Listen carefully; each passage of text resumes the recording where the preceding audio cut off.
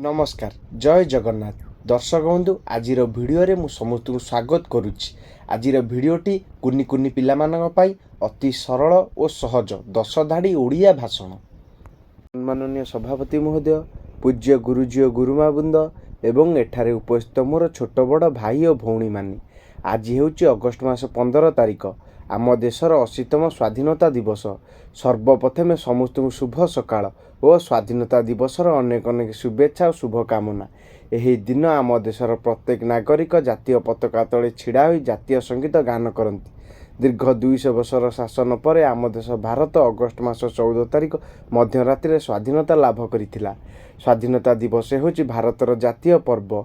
1947 मसीहा अगस्ट 15 तारिख रे आम देश स्वाधीन होइथिला। आम देश को स्वाधीन करिबारे बहुत स्वाधीनता संग्रामी मानकर अवदान रहिछि। सेथि मध्यरु भगत सिंह, स्वामी विवेकानंद, जय राजगुरु, महात्मा गांधी, रानी लक्ष्मीबाई, वीर सुरेंद्र साय, बक्सी जगबंधु, गोपबंधु दास एमिति अनेक वीरपुत्र मानकर अवदान रहिछि।